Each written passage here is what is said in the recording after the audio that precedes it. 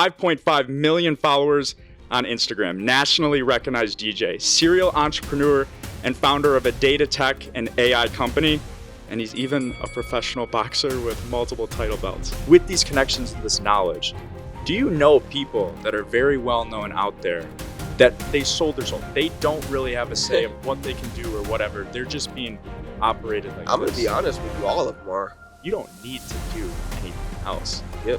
But what keeps you going to keep building and doing things? To be honest with you, I want to leave a legacy for my kids. I really do want a large family. I plan on moving to Dubai at some point. Dubai is legal, you know, that 4 wives. But a lot of people in today's society would look at that and say, well, he's a misogynist or Definitely. X, Y, and Z. Definitely. But so what's your pushback to that and why are you? I mean, that's the reason why there's a 1% and 99%. You know, 1% do what they want, 99% don't. When you mention being burned by girls, the first thing that comes to mind is heartbreak. Mm-hmm. Have you had your heart broken before? Well, this is a very special podcast for 2 reasons. Number one, like I mentioned, this is our first ever in-person podcast. I started this like last June, and it's all been online. So first ever in person. And then second, we have Justin here, is the biggest guest we've ever had. And we're going to cover so many amazing topics that I'm fired up about. And let me give you guys a quick introduction if you don't know who Justin is. First of all, 5.5 million followers on Instagram, nationally recognized DJ, serial entrepreneur, and founder of a data tech and AI company. And he's even a professional boxer with multiple title belts. So we got a guy that has done a lot of amazing things in his life. Justin, welcome to Gross Potential. Thank you for coming on. Thank you. I'm happy to be here, Anthony. When I saw your content online, I was completely blown away. And I instantly was like, okay, this is a guy that I want to work with. So I'm glad that we got together, and I'm glad that you're here in Vegas, and we're going to just spill the beans on everything today. We're going to spill the tea. So yeah, the first question I got, and I asked every guest this question. Yep. What TV, book, or movie character do you think best resembles you, and then why? Yeah, for sure. That's absolutely Batman. Batman. Yeah, I love Batman because Batman was both villain and also good. So he could alternate between good and bad. And I think that when people see me as a person, they usually see me as someone who looks good on the exterior, but they also have second guessings about me because they can also see that I have a lot of discipline, a lot of confidence, and that can also be very intimidating. So I think Batman is one of those people that kind of have those character traits, you know, of both good and evil.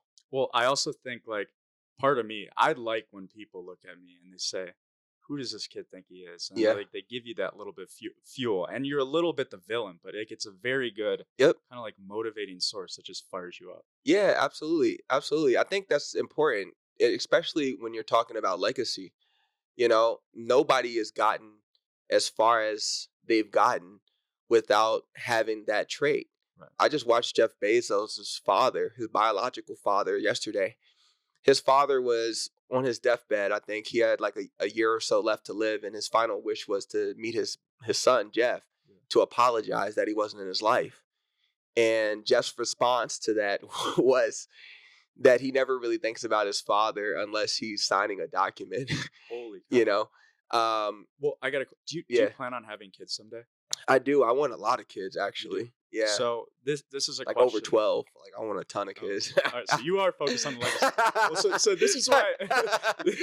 Yeah, I want a lot. This is why I asked this question, because growing up, my dad, he was in corporate, but he was very successful. Okay. But part of his job was, it was located in a different part of the country. So Monday through Friday, he was never at home. I rarely ever saw him. I'd see him on the weekends. And so a lot of people say, like, oh my, like, that's a horrible father. He's never there for the kids, X, Y, Z. But I look at it and I say, I have so much respect for that, because do you want to know the one thing, what that did for me? It taught me what hard work was. It taught me what a vision is and like chasing after your goals. And that stuff is instilled for me. Absolutely. So when you are a father to your 12 kids or your 20 kids, however many it is, do you plan on having that same mindset? It'll be definitely very similar. And I want to commend your dad, because that's most important. I grew up with an absent father. So I think there's a difference between having a father who's present and having a father who's absent. And The only thing that brings our stories together is that you have to learn how to do it yourself. You're more independent when you have that type of Right. relationship. So I think that that is something that this that definitely takes us away from the traditional 9 to 5 kind of mindset. It makes us go into that hustler, that entrepreneurial mindset Yeah. when you have that kind of off the leash relationship with your dad. Do you Yeah, think that so like with your parent situation, like yeah, mom, you said dad was absent a little bit. yep. I'm just trying to figure out like how has that formed you as a person? It's for me quite a lot. Going to college, all the success that I've had, everything has definitely made probably my father look in the mirror and say, "Wow, my son is incredible," Mm, even if he didn't see it when I was born. I don't have a bad relationship with my dad. Me and my dad, we actually went to Dominican Republic for New Year's this year. good. So I have no, bad relationships with my dad or anything like that. I think that that's one of the things they say in the Bible is to honor your mom and your honor your parents. Yeah. So I'm very religious, and I feel like that's something that'll never change as far as me having respect for being here. Because without my dad, regardless if he was there or not, I wouldn't be here. So Right. I have tremendous respect for him, and I will always take care of my parents. Regardless of you know how they raised me, I'll always be there for them for sure. Let's pivot to an interesting topic. So I saw that at 12 years old and I read Yeah, this. You created out a goal list. But the catch was by the age of 20, you accomplished all these goals. And so I'm wondering what the heck were you like writing goals about at 12 years old? And I'm remembering what I did at 12 years old. And I was not writing out goals. I was just playing baseball, watching iCarly and having fun with my friends. Like what happened to transform you into a person that hungry at 12? I was one of the kids in the neighborhood. That's just the truth. I was one of the kids in the neighborhood, and I was the kid that was raised by a lot of other people's parents. And the truth of the matter is that I had to find a way and figure out who I wanted to be. Yeah. So the people that I idolized when I was a kid were the rappers and the people that were in the entertainment media industry, and that was who I looked up to and who I wanted to be one day. And that was what kept me going throughout the process. I think that the hardest thing for me during that time was being an only child and also being around other people's families and seeing how their family dynamic was so much more healthier than mine. Mm. It put me in a position to where I had to look at different role models that weren't necessarily attached to me, but I could get information from to be able to create the lifestyle and the image that I wanted. And through that process, over and over and over again, I'll be 32 this year now. So Yeah. if you look at 20 years of reinventing yourself over and over again over a certain amount of periods of years, learning certain things, learning what's inauthentic to you, learning what is authentic to you, keeping the good, getting rid of the bad, you do become a powerhouse. You do become a person that is just made of steel. And I think those are some of our best men that we've produced in America. Um, I'm pro America for sure. That's Yeah. one of the main things that I like to say too, because I think, especially in the black community, we don't appreciate America enough. Growing up here has been the best blessing that I've ever had, Mm. because if you grow up in a place like Africa or a place like, the Middle East, where the cultures are so demanding on obeying rules versus being a person who can contribute. And I mean, what better nation can you do that than America? So why do you think so many people because it's been a huge culture just change. And a lot of people, it's more anti-American. It's like this isn't the place. There's a lot of inequality, and these are some of the messages that people are saying. But like with your perspective, why do you think some people say that, and what would be your message to them to appreciate it more? It's ignorance, to be honest. Ignorance. That's the truth. It's just ignorance. I don't like it. I don't. Most of the people that I do business with, unfortunately, aren't a lot of people from the culture, Mm. because there's still a divide in the community that hasn't been solved for some reason in the black community. We still think that if you become successful as an African American, that you somehow beat the system or you've done something bad to other black people to outshine them or something. So, Mm. and we can make up a whole lot of things in our brains to make ourselves sound intelligent, but I don't think that's the truth at all. I think that if we really want to go back in time, black people were sold by black people to be here. That's the truth. We weren't voluntarily coming over here. Uh, Colonizers went to Africa and made a deal, just like they did even before that. Yeah. We were trading goats and trading sheeps. I had this conversation with a lot of the ladies I talk to because it's just human nature. Yeah. We're animals by trade, but there's a respectful way and a non-respectful way to go about it. If the respectful way is to be considerate, to value indifference, and to say, okay, you know what, I don't know what this person's culture is, but I respect them anyway, which Yeah. is what we're supposed to do, Right.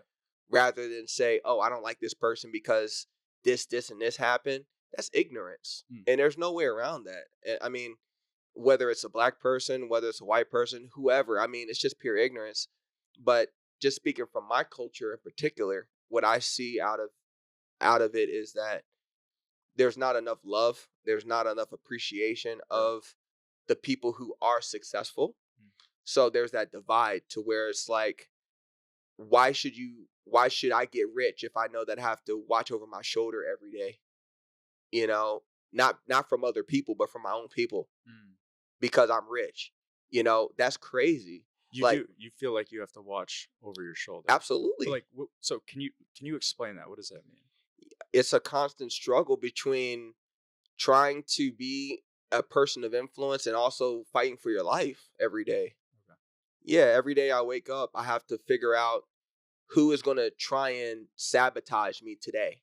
Interesting. Yeah, that's the normal makeup of a very wealthy black person. And then when you get to another level, which is where I'm actually getting into, I mean, probably there already, it becomes like, okay, I don't even want to talk to these type of people anymore Mm. because it's such a liability to my safety. So speaking about this is power dynamics that we're Yeah. talking about right now and human nature. Have you read the book The 48 Laws of Power? Yeah. It's You like that book? I love it. Yeah. It's a Robert very Greene's a great guy. Yeah. He's a fantastic author. So I actually it's one of my favorite books, but I have some of the laws that I just want to run by you, and the ones that I feel like maybe you use or whatever it is. But let me know to get to your status right now, Yeah. where you're at, all you've accomplished. How have you utilized these laws, and have you? Sure. So the first one I want to mention is court attention at all costs. That's a very important matter, but it can also be very dangerous. And You I think? found myself in a very dangerous situation many times. I'll give you an example. Yeah. When I was younger, I started my career off by throwing team parties. And I was doing that because I wanted to get the attention of my high school, and it worked. I ended up getting invited to DJ at Howard University. Yeah. I won the DJ battle there. Then I went on tour, my first tour at 15. And I continued throwing parties throughout college. I moved to Florida, did the same thing. And then I moved to LA, I did the same thing. And then I moved here to Vegas, and I did the same thing Yeah. until a person died and 7 people were shot. So that law in particular can work to a certain extent until you Wow. get too big.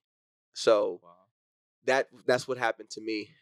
I got too big, and I thought that I could court as much attention as possible, be out there, doing whatever I wanted to do until it got real. And it was me and my cousin, at my event. We did this big TikTok party, and we had all these people come out to the event, and we're just having a good time, and all of a sudden we hear gunshots, Holy and cow. um we're ducking under tables, and we're trying to figure out like what the hell is going on. And yeah, I woke up the next day on the news. Thank God, me and my cousin, we were able to get out of there. I had parked in the rear, which was great.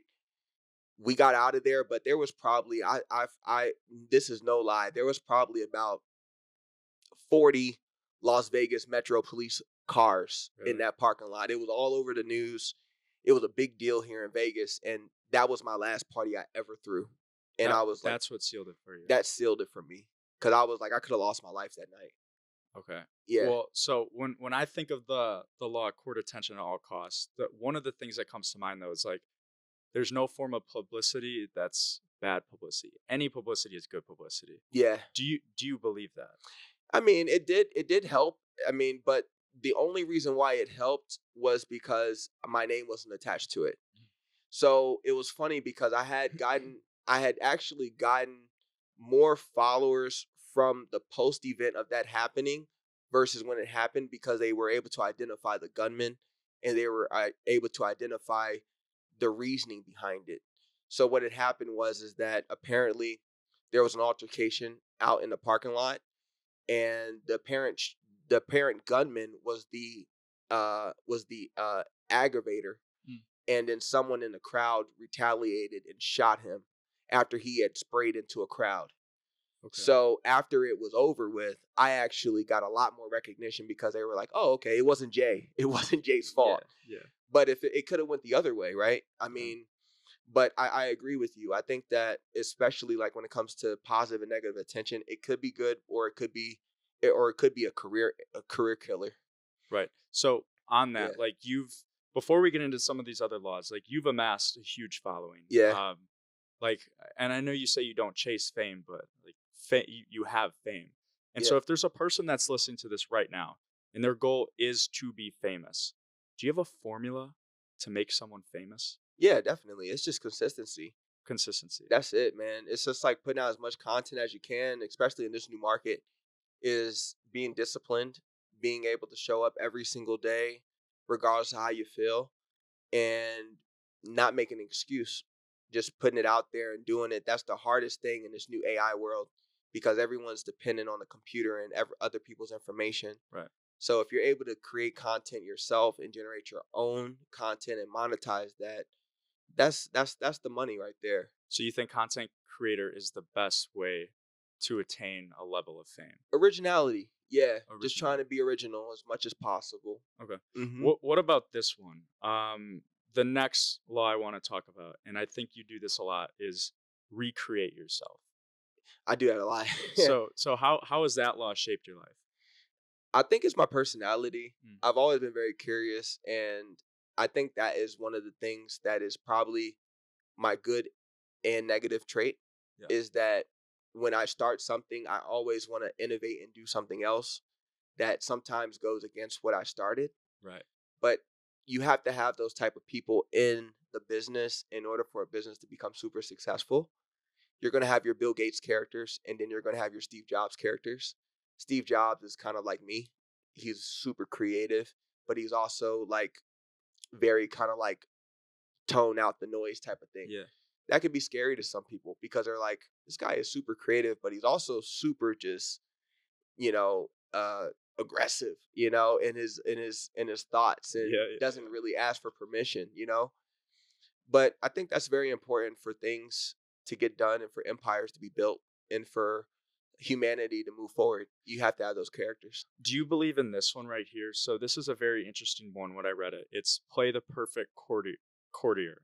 I don't know if I'm pronouncing that right, but do you know that law? Do you know what that means, or do you want me to explain it? Yeah, I've been playing that role for a long time. Okay, so Yeah, explain that, because essentially yeah, what it is it's kind of putting on a mask a little bit and people pleasing, like yeah, being strategic with your social dynamic relationships. yeah. I mean, I can tell you everything about that. So there's two ways. There's a good and a bad way to go about it. The good way is that you remain yourself. Hmm. The bad way is that you lose yourself. So when we look at entertainment and media, those are courtiers, but they lost themselves because they sold out to a record label or they sold out to an artist or they work under someone who never really shows them the type of uh, I would say appreciation for their work that they've done to boost their careers. Right. And then there's the other person, which is pretty much who I am, where I set my own terms, but I work with a lot of those people Okay. and I'm able to be flexible enough to be able to not bend, myself to the system. Hmm. Yeah. And define like what the system is. Yeah, definitely. There's multiple systems. Specifically in entertainment media, the system is your giants. So that's going to be Universal Music Group. That's going to be your Capitol Records, Atlantic Records. Those are going to be any major label. Yeah. As far as with politics, that's a whole nother thing.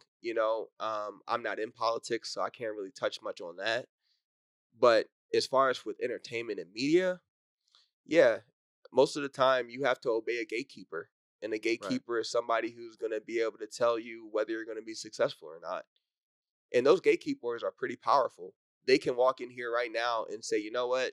I don't know you from anywhere, Anthony, but I'm going to make you a star today. Right. Right, right. That's just It's how like it works. industry, like there's some people out there that are industry planted. Absolutely. But so I know that you're very well connected and you know Yeah. artists and entertainers. And I'm not asking you to drop any names, Yep. but like with these connections and this knowledge, do you know people that are very well known out there that are essentially kind of they sold their soul. They don't really have a say of what they can do or whatever. They're just being operated like I'm going to be this. honest with you. All of them are. Every single one. Yeah. All the big pop stars that we know. Every They single don't one. really. Yeah. Every single one. And they'll be lying if they said they aren't, because I don't have any ties to any of the major labels. So I can just talk freely and just say whatever I want. And that's part of the reason why I just kind of live life and just, whatever happens kind of happens, Yeah. because this is the truth.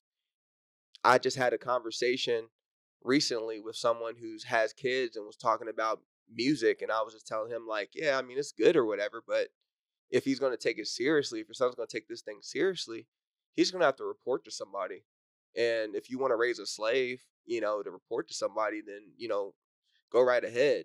Yeah. But that's just how it's a monopoly. It's already done. It- So, well, how do you be a famous musician then in today's world, actively putting out music without being a quote unquote like a slave to a bigger agency? Is it possible? It's not possible. No. It's not. No, it's not possible. You'll just be independent, but you'll make decent money. But with AI and all the tech innovations coming in now, with AI artists and different things like that, that industry is done.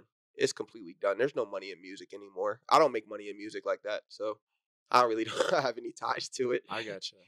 I've taken a Man, lot of heat long time for this, because, for what? well, being in Vegas and trying to get a residency and Yeah. DJs knowing me and showing support to other DJs. I come from old school times. I grew up with mentors, that were, from the old school days. And those guys, the way that you got on was, you carry someone's crates, Mm, you set up their music, you'll be the opening DJ. Like, that's how you got on. That's how people recognized you. yeah. And then they'll say, oh, okay, this is my man right here. This person over here is looking for a DJ for their tour. Okay, I'm gonna put you on over here.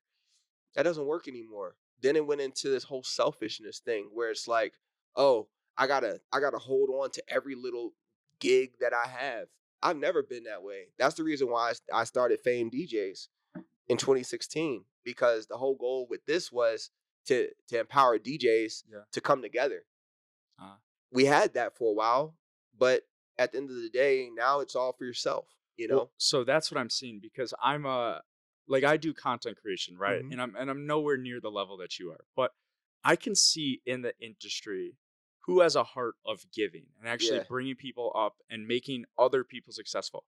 And then I know who's very territorial Yep. and who wants every single person to fail. And they're going to go behind your back and they're going to talk shit and they root on your downfall. Yep. And something I'm starting to learn, and I wasn't like I wasn't raised in an environment where this stuff happened.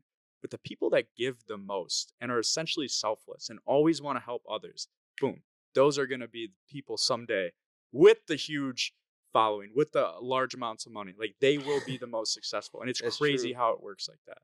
It's true. It's only a few of us, honestly. And you have your industry plants, like you mentioned before, and then you have your people who started grassroots and just grinded hard and got there. Like, I have a huge amount of respect for a lot of the people in the industry who have done the hard work and have Mm. gotten there just off of pure grit. Those people I respect the most, because you can't look at those people and say, oh, somebody gave you it. Do we know some of those people? Oh, absolutely. I mean, you look at Mark Cuban, you look Yeah. at Gary Vee. Um, I mean, the list can go on and on and on. I mean, these people are are incredible. I mean, we look at Mr. Wonderful, we look at all these people. I respect those guys personally. Those are the guys that I would want to have a drink with. Right. Yeah. So I understand like someday it seems like you want to give back and inspire other people and teach other people how to get into the entertainment industry and DJ, right? You know what? I personally don't even care anymore about music at all. Oh. Okay. The reason why is because music itself has actually shown me its true colors and what it is. Music is all about perception. It's same thing with anything that we do. Music is just designed just to make you feel a certain emotion for that period of time, and then you move on to the next thing. Mm. So, yeah, I have a love-hate relationship with music. I love it because when I'm working out or if I'm doing something that I want to put something on to make myself feel better, or if I'm going through something and I want to just turn something on, that's usually what you use music for. But as far as like what it was designed for, yeah, we're so far detached from that. Yeah. Music was designed for people to learn. It was designed for people to be able to bring it was to bring people together. You look at Africa and people beating the drums and kumbaya and all that stuff. That's what music was about. It was supposed to be tribal. It was supposed to bring people together, unify people, and we're just so far detached from that. At this point, music is just about what can I get from it right now. It's just take, take, take, take, take. What can I take? What line can I take out of this song to Yeah. make me feel good? And I'll just repeat that line over and over and over again. And you don't even think about the entire rest of the song. You just memorize the first 10 or 15 seconds of the hook that you really like, and then the rest of the song doesn't even matter. Okay. Being a 22-year-old right now. Mm-hmm. So I'm about to enter the real world, right? So like Yep. I have my stuff on the side where I do content business. I also am getting into corporate. I start that in September. And so I know that something that's important right now, and probably my number one focus skill to development is people skills. And so if you were to give advice to me right now, or any 22-year-old out there, what is the number one biggest lesson about human nature and people that you've learned that will be able to accelerate whatever goal that you want to achieve? Just be a benefit to someone. That's it. Benefit. It doesn't even matter if they like you or not. As long as they feel like you can benefit them, more than likely people will respect you. Mm. That's how I've gotten ahead. I know people that work with me that hate me, but they work with me because it's human nature. Mm. How can I hate the guy that does the best job? I gotcha. So be the best at what you do. And You got to be good. Yeah, you got to be good at what you do. And I mean, that's why people hate you too, because they're like, well, fuck. I mean, I don't like this guy, but he's good. have have you been burned before by Yeah, a people? lot of times I get Yeah. burned a lot. Yeah. How do Yeah. you? Is there one thing that really stands out? Well, once you start to, so what happens is just like with the stock market, once you win so much, it starts to compound. Yeah. And so the things that burn you don't really burn hard anymore. So when you're starting your career, you want to be careful not to burn too many bridges, but Right. once you do get into your career and you're solid and you're able to move around, then yeah, you can kind of just do what I do, which is pretty much like, okay, you don't like me, fuck you. That's the goal, to be able to be in that spot. You just don't care anymore. You just do what you want. That fires me up. Yeah, Oh, that's so that's the accurate. best place to be. Most people that you know that are really happy, Yeah. like some of the people that I named earlier, those people, you could just, I mean, it's self-explanatory. They put out content every day. They don't care. It's no filter. So I've spent, I mean, we've chatted on the phone a couple times, but I've Yeah. probably spent the last 40 minutes with you. And one thing that comes to mind, one trait that you have is, and this is a compliment, you don't give a fuck. Yeah. Like you truthfully don't. But Yeah. was it always that way? Or did No. you didn't grow up that way? No. My mom raised me to people please. Yeah. That's how my mom raised me. And I've told her that. I was like, the way you raised me was not the way. And I actually kind of probably held myself back a lot from a lot of the things I probably could have achieved if I didn't people please a long time ago. The only thing that saved me was my discipline and my grit. I was very disciplined, very consistent, and I always had a serious hustler mentality. Yeah. But without that, yeah, I probably would have been dead or in jail, man. But so what's switched from the people pleasing to I'm just gonna be me, say whatever? Just being burned a lot, You think? losing out on opportunities, getting fired for dumb shit. Like, I was working at Maserati. I was a fucking porter. I wasn't I wasn't doing anything to harm anyone. I mean, how the fuck can a car washer be a danger to a company? I was fired as a car washer because I was putting too much tire shine on people's tires, and people were like, "Oh man, my car looks great. I love the way the tires look." So I remember getting fired because my boss at the time when I was working at Maserati shining tires, he was mad that people were complimenting my tire job. So he was rushing me to get cars out. It was like, "Oh, you can't, you take too long on these cars." Yeah. You know, fired for stuff like that. Fired for just losing jobs over and over and over again for just nonsense, just complete nonsense, just because people have seen the that I was able to do other things outside of just being under someone else's control, you know? And I've heard you say before that Yeah. you say that one of your superpowers, excuse me, one of your Yeah. superpowers is being oblivious and naive. Yeah. Can you explain that? Absolutely. I think that's just a part of my personality in general because growing up, I've always been the odd kid people really couldn't understand. I've always had that kind of like, oh, this is a stupid person, or like people have always categorized me as being a little bit like off. Mm, But that's been my superpower because they underestimate me a lot. They underestimate me a lot, and I think the most people that are underestimated are probably your most successful people in the world. You know, I think those are the people that have risen to the top because of people's less expectations of them right. and them trying to prove that they have something to offer. And it sucks to think that way, but all the people that I knew that were super, successful in high school and in college, those people are working 9 to 5. Yeah. They're not doing what I'm doing. They're not traveling all over the world. They're not, on, podcasts like your podcast or, anything. They're not doing stuff like this. They're just at home, settled down early, working a 9 to 5, can't make ends meet, struggling, working 2, 3 jobs, that's the norm. Let's switch to the topic of business Yeah. because I want to hear this a lot. So someone you mentioned, Mr. Wonderful, Yeah. he was on Diary of a CEO podcast, Mhm. and it was a very good podcast. And so I was listening to this, and the host Stephen Bartlett asked him, "What is the number one most important thing for all entrepreneurs to focus on, like yourself, an entrepreneur?" And he actually referenced Steve Jobs because Mr. Wonderful worked for Steve Jobs. And what he'd always say about Steve Jobs is there's two things: there's signal and then there's noise. If you are an entrepreneur, you have to focus on your signal, which is in the morning, I have to accomplish these three things, and everything else is noise. Every other thing that's going to take away from your signal is noise, and you have to push that away.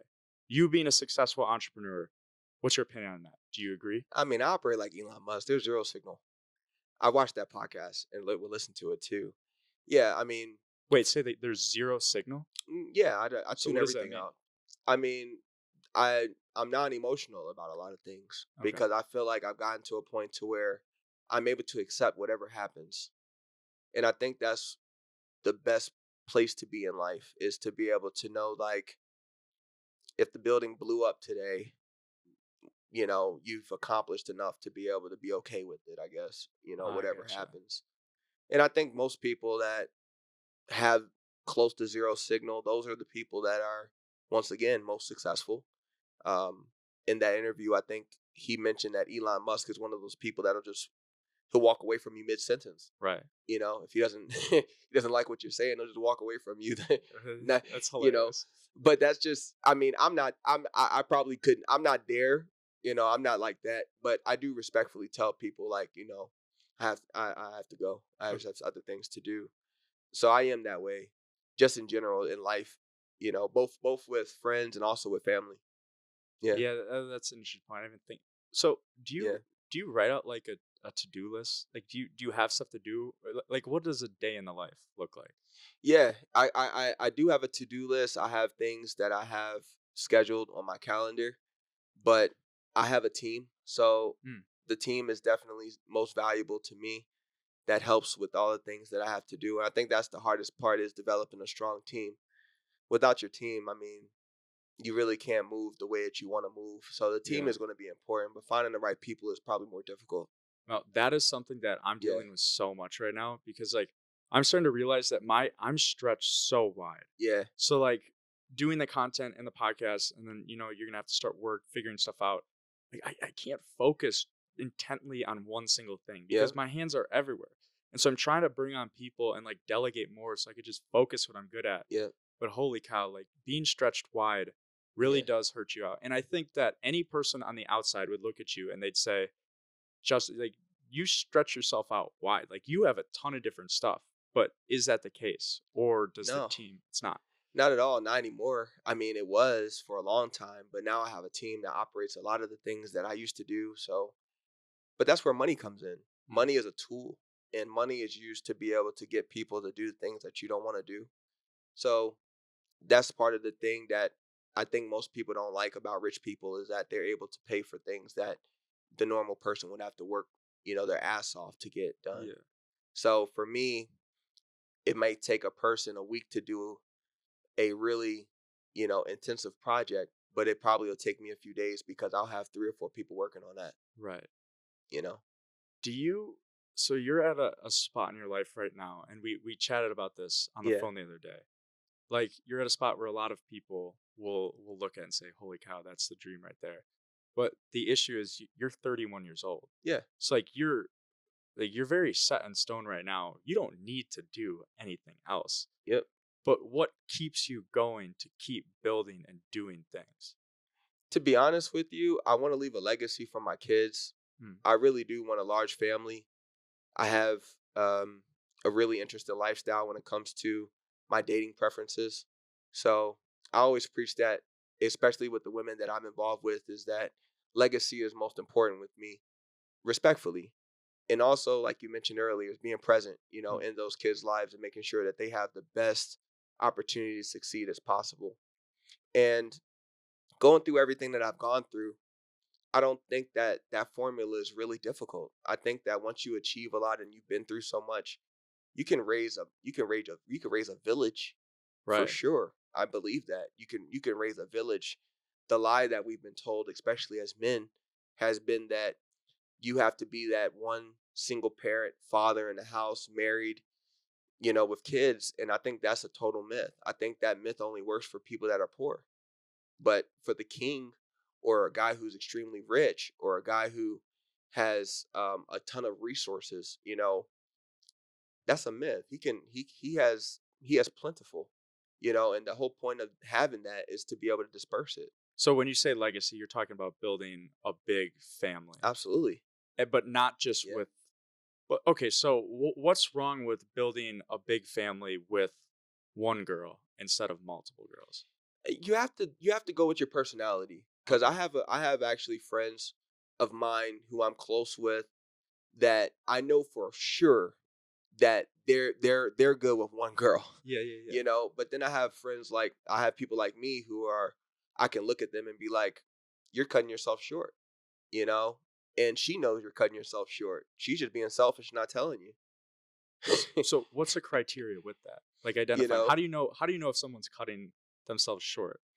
I think you gotta be able to test your bandwidth when it comes to emotions. Mm, A person who is not emotionally connected too much to what's going on, going back to signaling again, he's going to be able to, especially in the masculine form, he's going to be able to detach from certain emotions that would trigger a man who is probably more emotional in certain areas. yeah, So, like for me, I know that when I'm with one of my girls, she gets my undivided attention, I get you. and that is 100% me.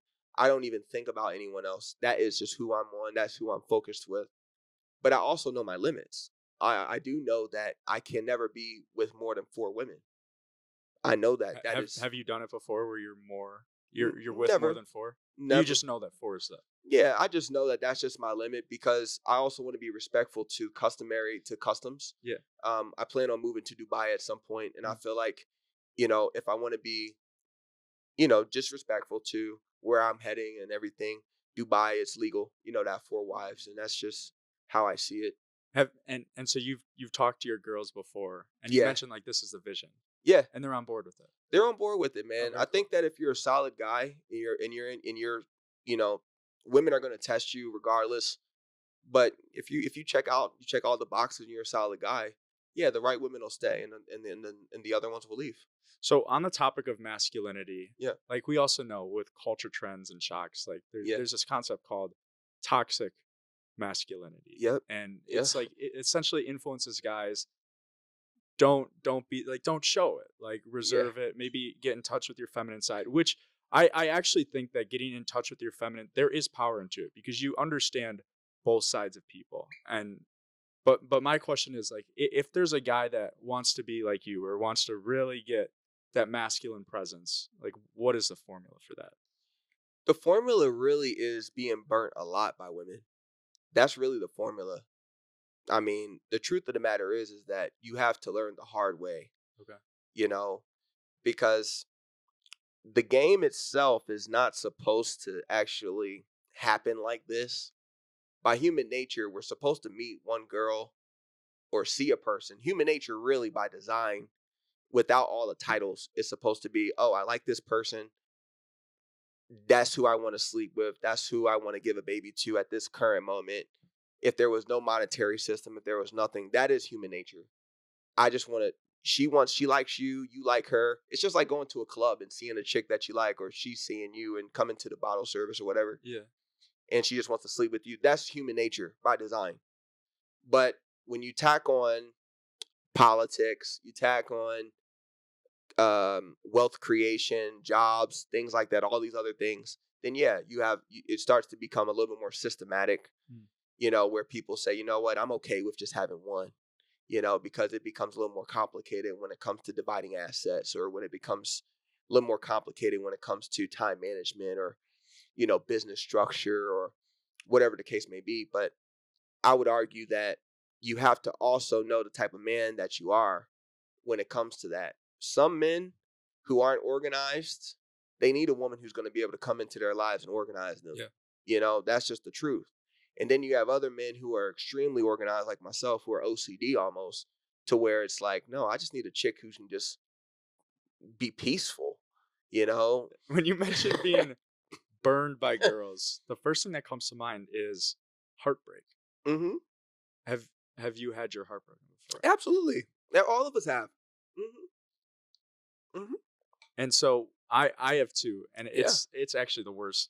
It's the best feeling in the world, but it's also the worst feeling in the Just world. gotta level up, man. Success is the greatest revenge. I'll tell you that right Yeah. now. I've had so many women reach out to me, even now. The crazy part about it is that a woman will reach out to you even if they know that you've moved on when you get your life in order. That's the craziest part about it. And that's where discipline comes in. Discipline is most important because when those text messages and those calls come in, I miss you. Oh, I'm thinking about you, or all these different things. That's when discipline comes in to say, you know what? You missed out. You lost your opportunity because people like me don't come around often. Which I have respect for. And it's Yeah. not always easy to do in the moment. You got to know your value. Yeah. Like most of these women nowadays, they think that, with this new pop culture, that they can just do whatever and get any kind of man. I look at these guys that pop bottles in the clubs. I look at these guys that drive these fancy cars. I look at, like, even the people that wear all these jewelry and stuff like that, and they're just clowns. No. Because at the end of the day, that's not real wealth. You know, women know that too. The people that I'm involved with now, like even me, I'm here wearing this jewelry and stuff because of my fan base and the people that I've interacted with. But yeah, I mean, if it wasn't for the fan base that I built so that they can actually listen to what I'm saying, I wouldn't wear this. I mean, it's goofy. I mean, to be honest, it just is what it is. Yeah. But it's a part of the culture. So I want to be able to be at least a little authentic to that. But the truth is the truth. The truth is that, you know, you have to be authentic with yourself. And this doesn't define, Who whether you or not are. something is gonna be real. I listen to a lot of Patrick Bet David. I don't know. Have you ever heard of Patrick Love Bet that David? guy. So one of the Yeah. things he always talks about is define who your enemies are. Yep. And so your enemy can be, maybe it's that girl that broke your heart. Or maybe it is the big record deals that have you on strings and you act like puppets. And so I've identified my list of enemies. I look this over every single day and it boom, fires me up, gives me motivation. Yep. Who would you say your enemies are? Honestly, it's really just my inner self. That inner Yourself. yeah, that inner self of me saying that I have to be this so that someone else could feel comfortable. Just battling me. When I'm in the gym, I just look at myself in the mirror and just say, "Oh, okay. You wanted to be 5 minutes late today. Okay. Or, oh, you think that, you can just take a nap right now. Okay. Or, because in my mind, I program that to say, oh, you take that 5-minute nap, one of your girls are going to leave. Oh, wow. That's what you say. I'm extreme though.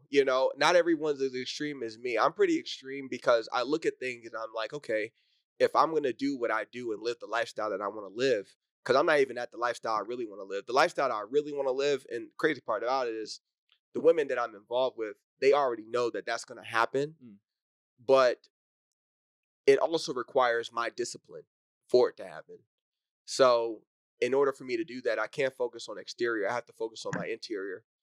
And whoever is offended by that, unfortunately, has to just go to the wayside. They have to just kind of move to the wayside Yeah. because it's none of their business, really.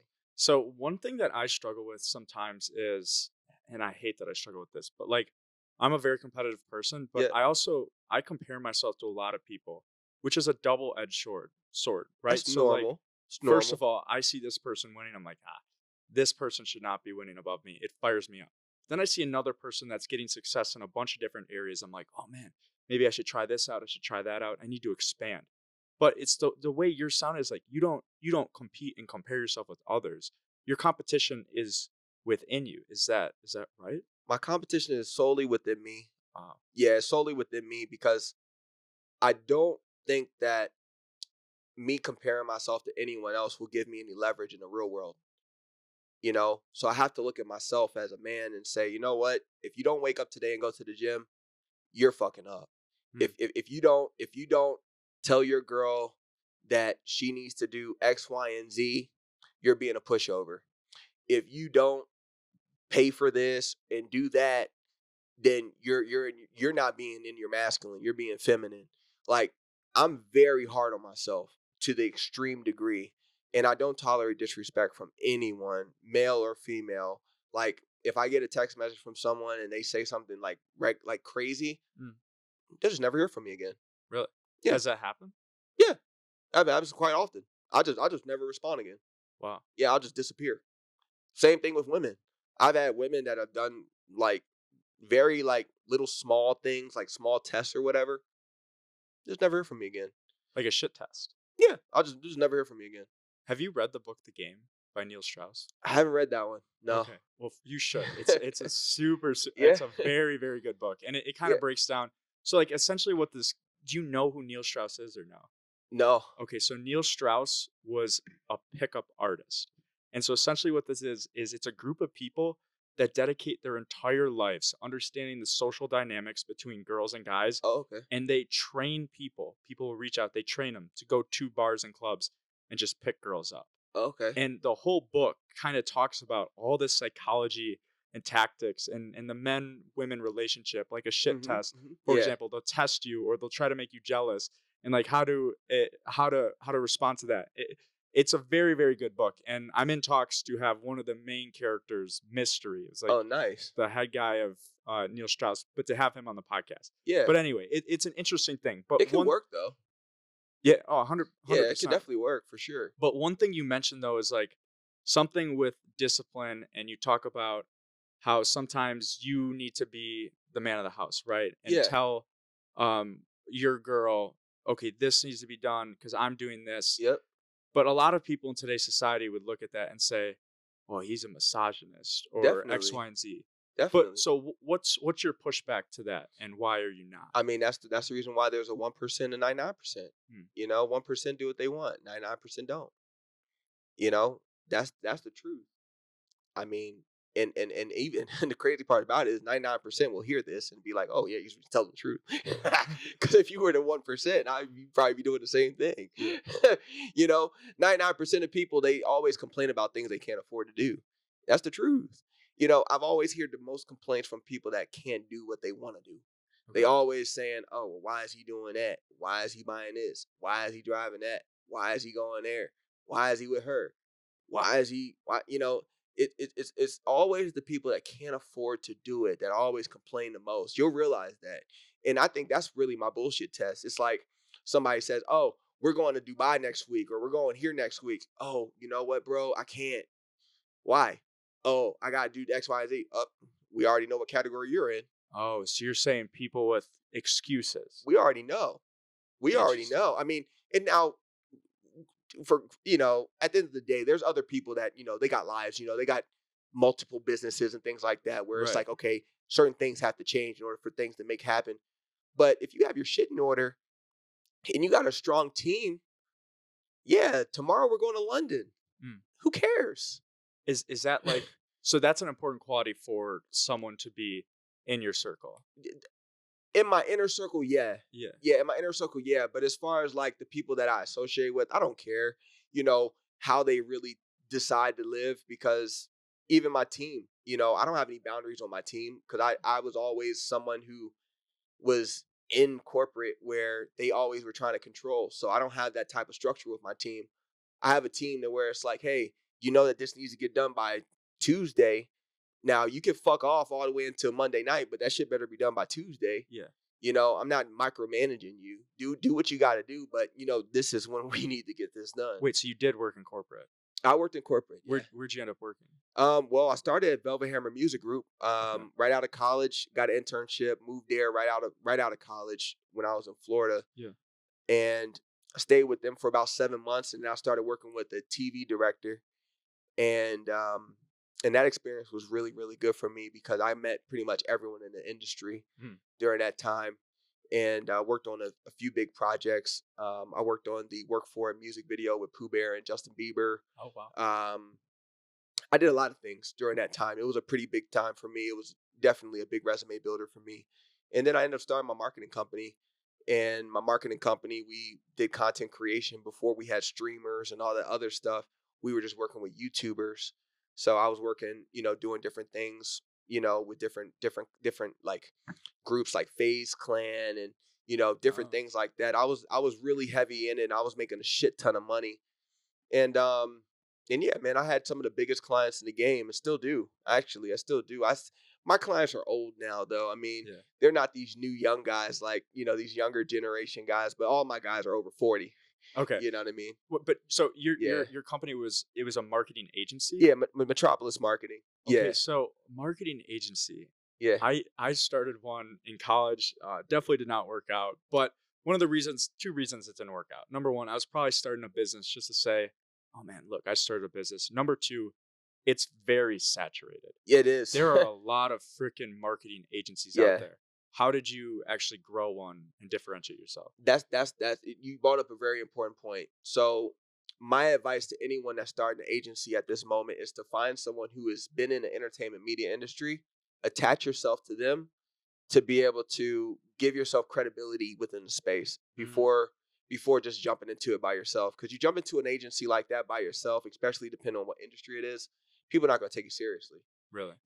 Yeah, my business partner did something very smart. In my tech company, my business partner, um, he knew that I was a big entertainer guy, and he identified that and was like, "Oh, okay, I'm gonna bring this guy into my tech business." I getcha. But I could have been ignorant.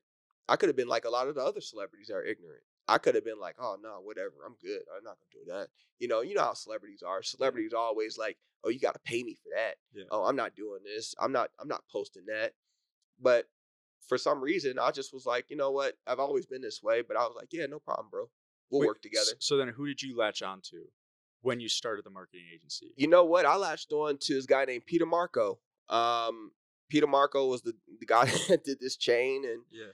a lot of the jewelry that I have, and he gave me an opportunity. Man, I went broke actually, and I was found myself working at 7-Eleven, and I ran into Will Smith's first wife Yeah. um, at a party, and from there, she invited me out a couple more times, and she told me her son was a DJ, which was Will Smith's first son, which was Trey. Mm.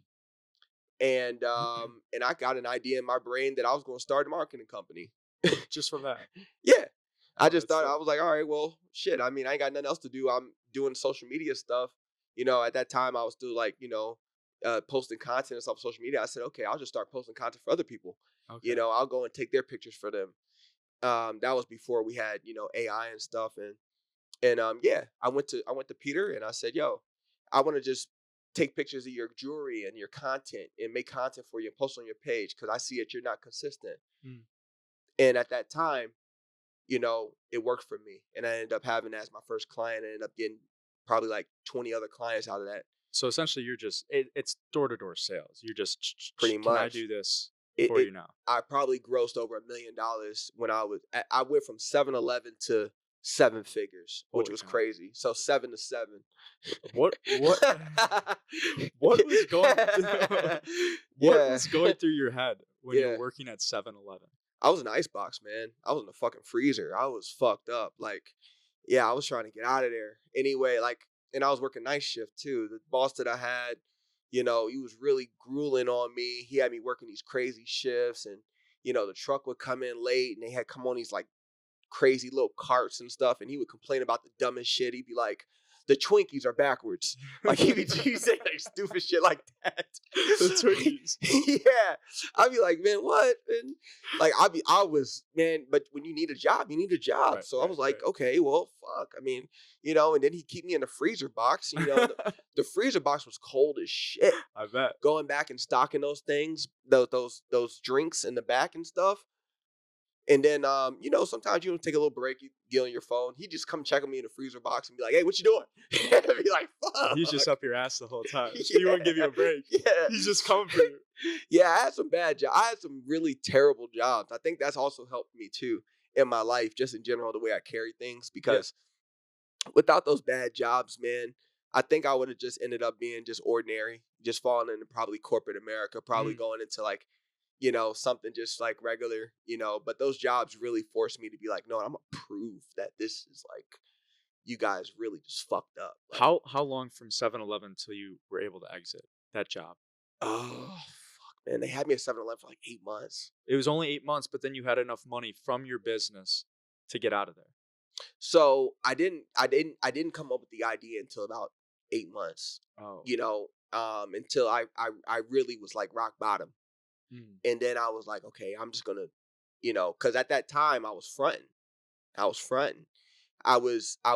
working my 7-Eleven job, and I was also driving like Uber, Lyft. Oh, I got you. So I was making money, but it wasn't a lot of money. And then I was in LA, so it was expensive. Super expensive. And I was living with my ex-girlfriend at the time, so I was paying bills. So I was like, I was tight. Yeah. And I was still a DJ. So I was doing little DJ gigs and stuff, but I was fronting. I was just kind of like, I was bullshitting. I was just kind of like faking it, I gotcha. And while I was faking it, man, I came with the idea to be like, all right, I'm gonna go to Beverly Hills on Rodeo Drive. And I'm going to the biggest guy on Rodeo Drive and ask him to do his content. All right, you have to tell me about. So was the first one the Peter guy that you mentioned? That was the first one. That was the first one. And so he didn't know you beforehand, or no, he did? Never knew me. And so walk me through that. Walk me through that day. I literally left my 7-Eleven job. I changed my clothes into something decent. I walked into a store and I told him that, hey, I would love to do your social media, and I'm gonna charge you $2,000 a month. And he was like, well, we're not doing social media. And I just kept following up. And then all of a sudden he was like, look, I'll give you a month. Do it for 1 month. Break down follow up. You mean every day you went back to that store and you knocked on it and said, let me work for you? Yeah, probably for like a couple of weeks or so. No way. Yeah, just doing like kind of free content too. Doing some free stuff. I mean, it's it's pure hunger at that point. Doing you some have free no stuff. other option. And you have to. Yeah, just taking videos, editing them for him for free, and doing stuff like that until he was like, yeah, I'll give you a shot. And when you said rock bottom, like rock bottom, that day at 7-Eleven when you hit rock bottom. Yeah. What is rock bottom? I think 7-Eleven is probably rock bottom. That's 7-Eleven's my birthday, so I have a special place in my heart for 7-Eleven. Well, I mean, no disrespect, but no, I know. For me, man, it was, I never saw myself doing that. Considering all the success I had, I came off a tour. I was a college graduate. I was a college graduate working at 7-Eleven. Yeah. I mean, it was crazy to me. I just was like, what is this? Pushing Lyft and stuff, and I'm in LA and I'm chasing my dream, and I'm just like, man, this is crazy. I heard somewhere that I think it was on another podcast, and you mentioned something you did to grow your marketing company was you would take pictures with people, Yeah. but then Yeah, yeah, somewhere yeah. down the road you'd pull it up and be like, "Oh, remember when we Yeah, met at this point?" And it was very yeah. interesting, but can you explain that? That was probably the biggest push for me because when I got my client in my marketing company, he had so many celebrities coming and buying jewelry to where I ended up being able to expand myself in different areas outside of that using my background in music. Yeah. So I went from not necessarily just being a marketeer, but also being somebody that was kind of like the plug for it. The plug. Yeah, I was the plug for it. So everybody was calling me to do their content, shoot their music videos and stuff like that, doing all this stuff behind the scenes. And the cool thing about me was is that I never put my name on a lot of shit. Yeah. You know, I wasn't somebody that had to put my name right in the front of it. I didn't have to put my name all over somebody's stuff.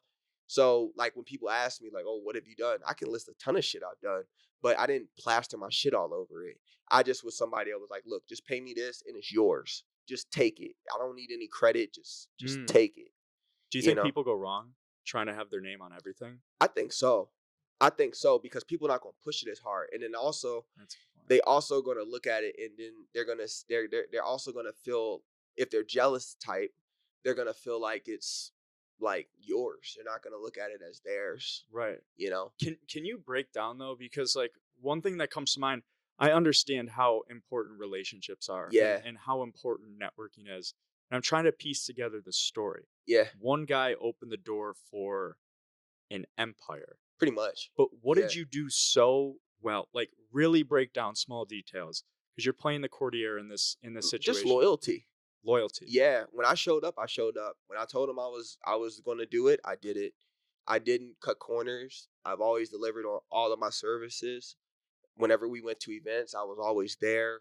You know, even with his kids, when his kids were, you know, doing things or whatever, I was always there to support him and his family, his wife. Like I was the perfect courtier for sure. And he recommended you to other people, or you Yeah, said, he did "Hey, can you introduce me?" both. Yeah, he both. Yeah, he recommended me to a lot of people. He recommended me to Gallery Michael, which has the most Picassos in the world on Rodeo Drive. He recommended me 208 Rodeo. Interesting. And then on my end, I used him as a reference. You know, and Yeah. I ended up acquiring Martin Katz, which was another big jeweler in Beverly Hills. I ended up getting, a lot of other clients too out of that. Yeah, If okay, so with that knowledge right there, because I got to say that laid the foundation yeah, for a lot of things. it definitely, But yeah. how did it apply to DJing in Vegas? Another saturated, tough industry to break into. The crazy part about it is that it didn't do anything for my DJ career at all. It just helped me realize that I had a business acumen that was a little bit different than most entertainers in the industry. Hmm. So it gave me clarity on where I was smarter than most people in the industry. So yeah, if I wanted to go out there and get a residency, I probably could. And I probably could dominate because now I understand that, yeah, you'll be a DJ who's probably a little bit more worldwide or world spread, but you're probably a little bit more stupid in business. I get so if I wanted to be a worldwide DJ, or let's say I Mhm. want to get a residency in Vegas, Yeah, what are the most important things for me to do? just connections. It's all connections. Yeah, it's just connections and network. Just knowing the right people, knowing who to call, knowing who to people please. Yeah. No, or not really people please, but massaging the ego is what I like to call it. Um, it's funny, man, because like when you have money, a lot of things are just accessible to you. You know, people have asked me, "Oh, you want to get a residency? You want a DJ?" And I've looked at them and be like, "No, it's not enough money for me." Hmm. Be honest, you know. And then you get the commenters that are like little people at the bottom that are say, "Oh, you're not a real DJ. You don't have a residency on the strip." It's like, bro, the reason why it's not important for me is because they're not giving me enough money. Not in the fucking standing. It's not. Yeah. It's not that I don't want to do it. I'm not gonna go there and DJ for $5,000. Okay. Yeah. Yeah. I'm not doing that. Yeah. That's not what I'm doing. They need to give me the same. They don't have to give me six figures. I mean, I'm not expecting Tiesto pay. But yeah, if I'm gonna get up there, you're gonna give me like 20 bands. Okay. Yeah, I mean, it has to be something that makes sense. It's not gonna go up there and just like for the fuck of it for what? Is there any chance you ever get back into that? Let's just say the I think money's so. right. I think so. You do think. I will. I'll get back into it once I get a little bit more richer because then I'll really be able to go crazy. Because one well, define what does crazy mean? What do you mean crazy? Crazy to me is like dressing up as an ape on stage, Okay. just going completely bonkers, spraying the crowd with like 20 bottles of Ace of Spades, then bringing out like the King, 7-liter bottle and just spraying that shit in the crowd, getting a Yeah. haircut on stage at Dre's, like something stupid, Okay. like crazy stuff like that. That's well. So Yeah, if you ever do that, I'm gonna have to be there for that. for And I'm sure. gonna be front row. Definitely. We'll be getting lit. Definitely. But one thing that comes to mind is when you're at a point and you say 5 bands doesn't do it. It has to be Yeah, 20. Well, someday it's gonna be 20 bands doesn't have to do it 100K. that's right. What this means though right now is you could be in a life of comfortability. And Yeah. we briefly touched base on this before. Does that ever scare you though? Because I just saw a post. Do you know what Loom is? Yeah. It's okay. So Loom, the CEO of Loom, sold his business for like 970 million. Yeah. And right now he's the most down bad and miserable he has ever been in his life. He has no sense of purpose, Yeah. no mission, but he has all the freedom and money in the world. Yeah. He could do whatever the heck he wants, but he's just miserable. Yeah. Is that thought ever in the back of your mind? Yeah, money doesn't make you. That's the truth. You have to go through that freezer box. You got to go through those breakups. You got to go through all those hardships in order for you to get that. So whenever I see people that got money like that and they're down bad and they're not motivated and stuff, it's usually because they didn't really go through the hard stuff. You got to go through some really hard stuff to be able to, for me, it's when it's shit. If they decided to give me a few $1 billion for ape season in a couple years, I'd live pretty. I probably adding a couple more girls to my roster, and yeah, it'd be a great time.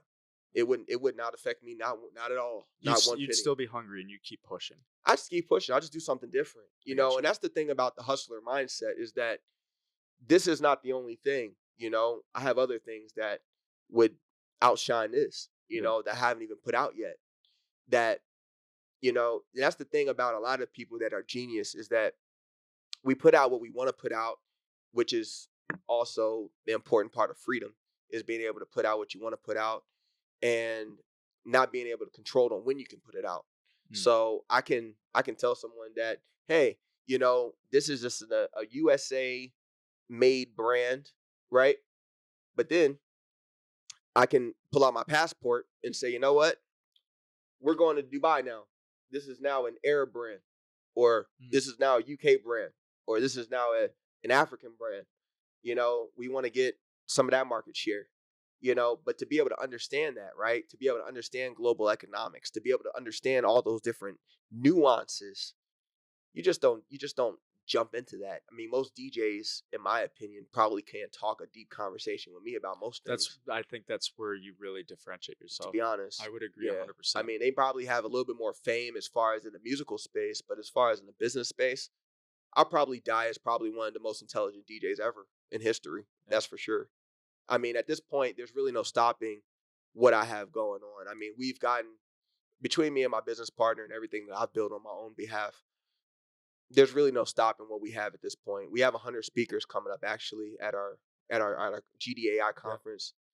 Yeah. And it's funny because people were like, "You're gonna have 100 speakers?" I'm like, yeah, we're gonna have 100 speakers. And when they look at my background, they're like, "Oh, how's he gonna get 100 speakers?" Yeah, we have 100 speakers from people that work at OpenAI, Google, Microsoft, all these places. That's wild. Yeah, they're all working. They work internally for these companies. They are speaking at our conference in August. That's what you should change your bio to. Instead of the most fearless man alive, the most intelligent DJ alive. Well, you know what, man? I want to be respectful to my partner. Yeah, because the main thing I've realized is that I can't. What I don't want to do is make someone else feel like I'm not being of service to the mission. Because I think that that's counterintuitive, Like if I'm a star and I have a number 2 or number 3 guy trying to be the star, that's counterintuitive to the mission. Right. You know what I'm saying? Wait, that's a very important topic right there. there. It's important. There always has to.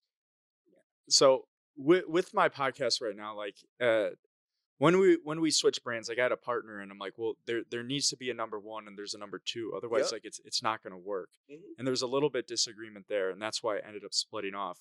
Yeah. But can you explain to me why that's so important? Why does there need to be a solid number one and everybody has to know their place? Because not everyone's born to be number one. Mhm. That's just the truth. We're once again, we're animals. Every kingdom that there's an animal kingdom in, there's going to be one lion or one ape or whatever who's going to have more resources, more opportunities, better athleticism, whatever the case may be. There's always going to be the an a better version somewhere. And I think God did that on purpose so that those people could then give out their resources to other people so that they can then build their own kingdoms. Mm, And then hopefully their offsprings could be maybe the guy who they work for, mm. or maybe it's, whatever. That's how I see it. I see it as, okay, my team that I have, I want to be able to give them as much information I can to help them and their families to be able to maybe reproduce an offspring that could probably replace, or be better than me one day. I mean, I think that's the whole point of being a leader is Right. to create more leaders. No, that's a great point. I mean, I'm not selfish with it, but at the same time, if you're the type of person that walks into a room and says, "Oh, I deserve to be here," and not valuing the opportunity to be able to get the knowledge to be able to expand on what you have, then yeah, you'll never accomplish it. I think You something that know? really stuck out to me, and it was actually from Patrick but David, but Yep. what he talked about, it was like this conference on leadership. And he's like, you know what your number one mission should be as a leader? Yep. It's to make everybody else around you wealthy. Yeah. And holy cow, that just Absolutely. sticks in the back of my head. Because the key thing that I think he probably didn't say in that was is that they'll never be as wealthy as you, Yeah. but they have the opportunity to be one day. Right, Okay. right, right. you know, like we don't look at like as leaders, the goal isn't to give so much wealth to where they replace you. I Mhm. mean, that's not smart. Yeah, I mean, just being honest, it's just not smart. But we also don't want to starve either. right. Like I don't believe in the mindset of feed them and eat them. I don't give out just enough so that I can eat them again. Oh, I gotcha. I don't do that. I've Yeah, been there. I've been in that position before, and that's the reason why I don't do that is because it's happened to me before where I've been given a little bit so that I can always come back and you know just feed them and eat the mentality. I like to give my people resources, but also comfortability to the point to where it's like, hey, you have enough to be able to do what you want to do. yeah. Now, if you decide to go and leave and do something else, they may not treat you the same. Do you know where the feed 'em and eat 'em comes from? You know what that is? Yeah. It's from for like that is one of the laws. It's like make sure you keep people dependent on you. Well, I have a disagreement with it a little bit with that one Okay. in per se because I truly believe that at the end of the day, if you treat people correctly and you do them right, regardless if they want to replace you, in the back of their mind, moral compass will say this is not smart. Mm, So I can look at someone that's on my team and say, yeah, you might want to replace me, but that might not be the smartest thing because you probably don't know everything that I know. true. And you probably don't want to go through all the things that I had to go through to get to what I do know. Yeah. So the best thing would probably be just to stay, even though you don't like me. Maybe give that information to your kids. Maybe, have the next generation of your legacy move on or whatever. Like people that create unnecessary things like that actually destroy their legacy That's completely. They literally just wipe it out. yeah. You I know? can't actually disagree with that. That's a very Yeah. good point. Yeah. It's sad. It's actually pretty sad. I've seen it happen a lot of times. I've seen it happen like, Of people just self destruct themselves through mhm, selfishness and greed. yeah, they'll do something really just stupid. They'll do something that'll just create attention that is unnecessary, or they'll make up something that just to get a reaction, just Oh to man, yeah. yeah, they'll make up a lie, or they'll spread bad information. And I mean, in the laws of power, those are things that actually do work. Like I'll give you an example. Yeah, I'll take I one. was working in radio station. I was working in radio for a long time, probably 10 years in radio as well. I worked in radio here actually. 90 high 97.5. I was here at radio. But I can remember people spreading misinformation about me going out on the strip and doing certain things that I wasn't doing, and my PD coming back to me and saying, "Hey, man, what are you doing? This, and this." And I was like, "I'm not doing that." Mhm. Like, you know, and end up getting fired from the radio station, and that was another blessing too. Like getting just constantly being fired from these places. I've been fired a lot. I've probably been fired more than I've been. Yeah, it's crazy, man. I've been fired a lot. I've lost a lot of jobs, man. And one thing I can say is that it's like I work out with a guy who's actually he goes to my gym, Yeah. and I don't care if he sees the podcast or not because it is what it is. But I remember going to the gym, and I could tell that people were saying certain things, little side comments or whatever About like that. about you. Yeah, about my workout routines and things Mhm. like that. And like I mentioned to you before, success compounds. So where I'm at now, I'm very stoic and I don't react the same way. Before I would have been like, "Hey man, why the fuck you talking about me?" Like I would have been a little bit more in my emotions. Yeah. But I just was like, I'm in a different place now to where it's like the success there's the content is not stopping. It's just not going to stop. I There's think just that's the ultimate level to like get to that point where just a little thing like that.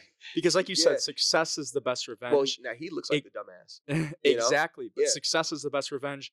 Ignoring and Yeah. saying you're not even that, you're so small that it doesn't even phase He's me. I don't brought want to me waste more time. followers. I mean, I won't even point him out specifically, but I would say the haters in general have brought me more followers. I mean, I can go down a rabbit hole with as many people that I've talked to that have disliked me. They've gotten me more followers than the people that actually really genuinely support me because they'll go out and they'll say his followers are fake.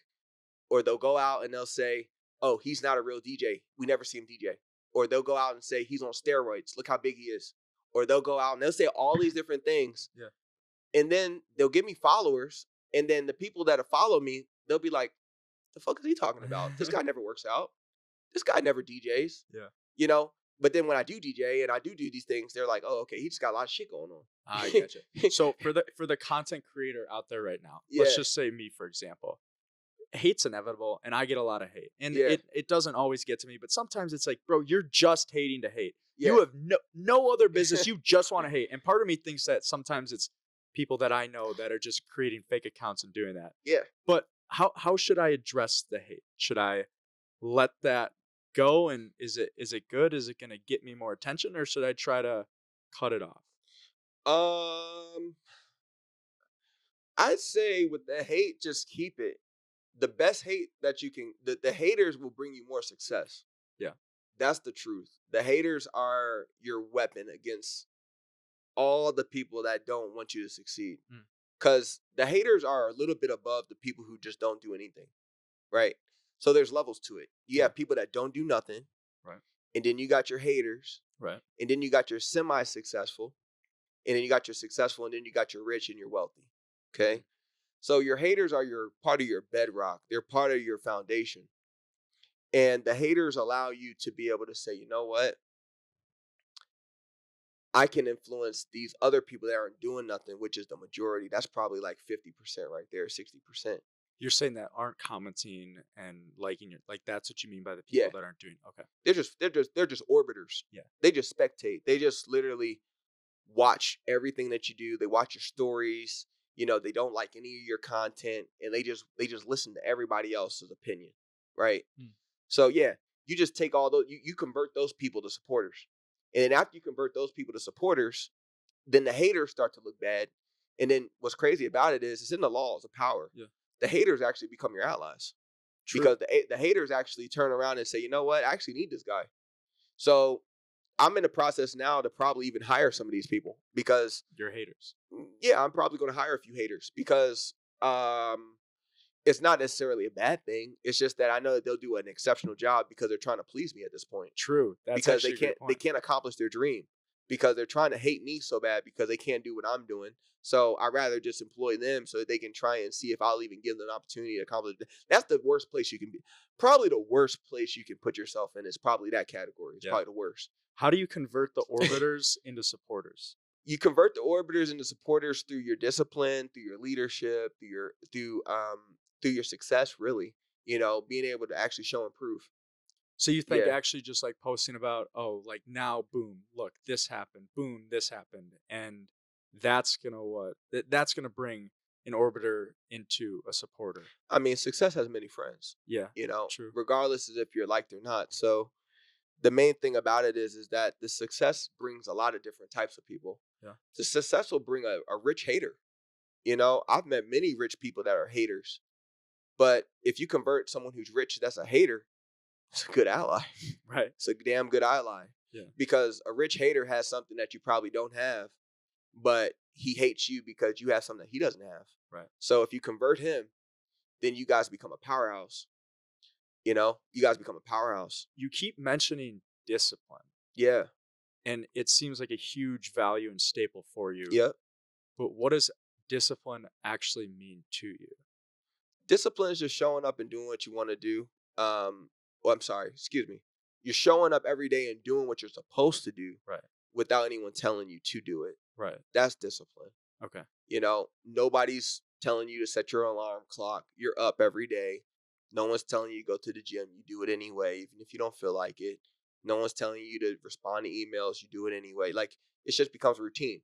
Even me now, like, especially when we talk about legacy, yeah, I definitely want to dive back into that again, especially when I talk about like the women that are in my life. I'd be a terrible man if I didn't say, you know what, I don't check in with this person, or I don't care about this person's feelings or this person's emotions. I truly believe that if for men that are involved with women, we have to protect our women. Women are very important to society. yeah. So for me personally, I definitely strongly I'm very big on protecting women, especially because I was raised by a single parent too. So let's talk about legacy. Yeah. What else is there about legacy? Legacy is just about being able to carry on all the hard work and the discipline from the family before me onto the next generation.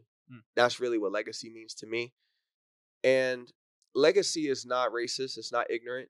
Legacy is about being able to interact with the people that respect your vision, that come into your life, especially when it's from the feminine energy, Mm.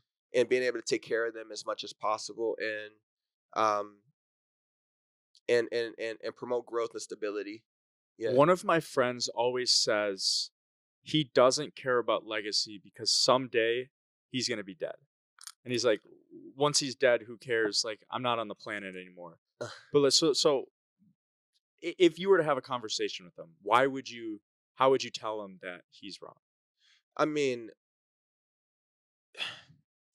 that to me personally is just um probably the worst form probably the worst form of masculinity that can happen to a man. Okay.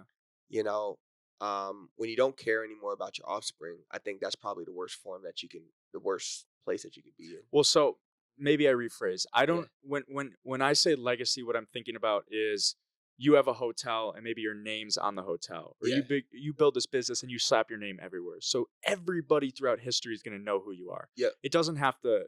It doesn't have anything to do with like not raising your children properly. Yeah.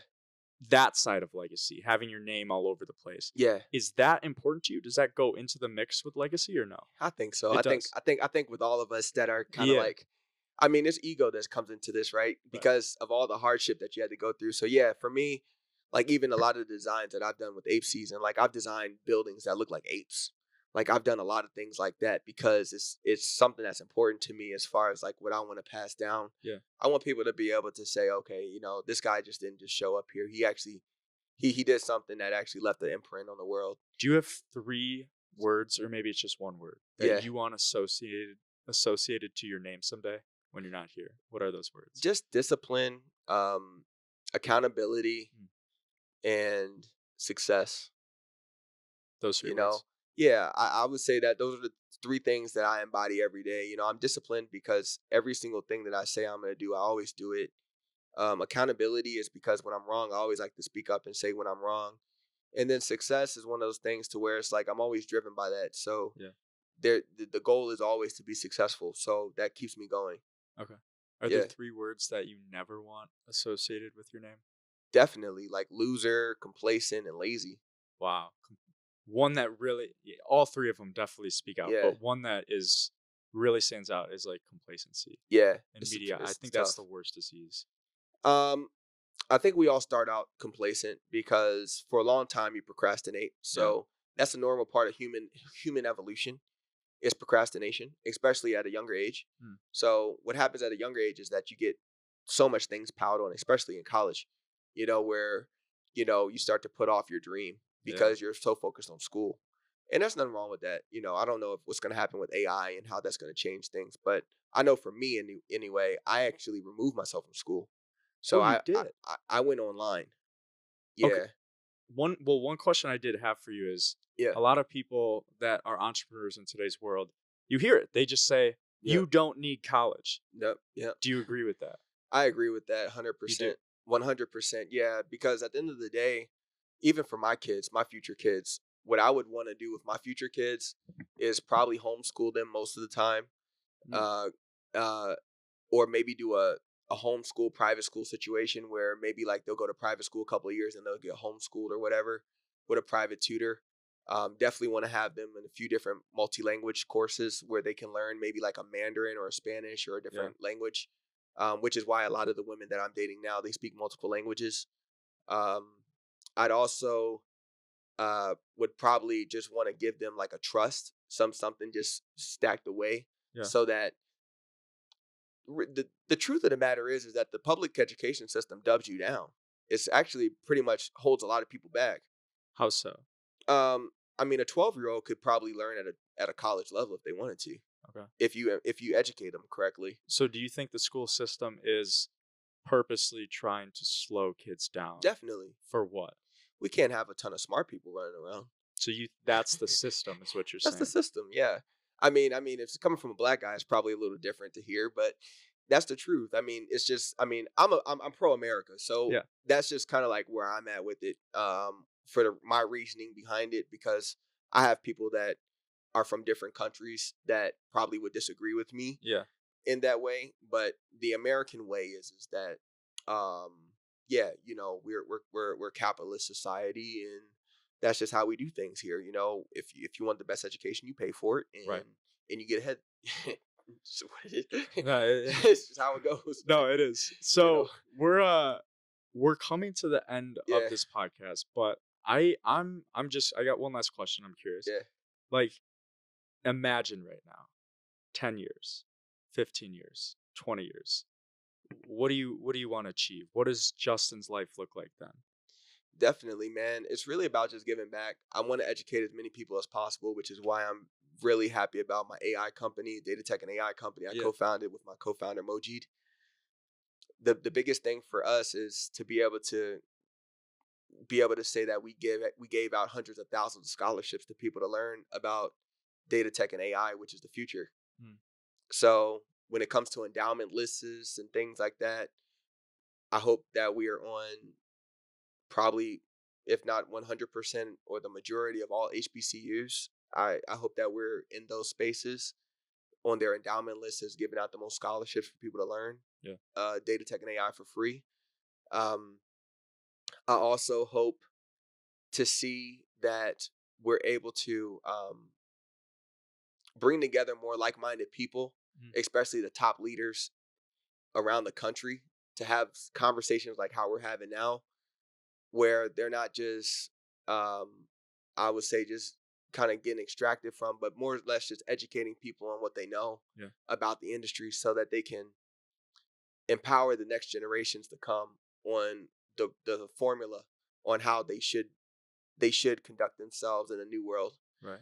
Because this new world that we're growing into is all about AI and robotics. Yeah. So the world of that we grew up in prior, where you could speed through maybe a red light on yellow or anything like that, there's going to be cameras everywhere Yeah. where You're cooked now. you're going to be caught. If you jaywalk, you'll be caught. If you, um, I mean, they're going to have things where you can just selfless pay, where you can just probably pick up something. And Amazon, I think, has something like that. Now you just Yeah. pick up something, just walk out. That's probably going to be the norm for most grocery stores. Where it's to be facial recognition, where it'll just Right. deduct from your bank account. You don't need selfless checkout anymore. It'll just come out of your account. Yeah. Microchipping. Would you Yeah. ever do a microchip? I don't think so. I don't It think so. sounds a little scary.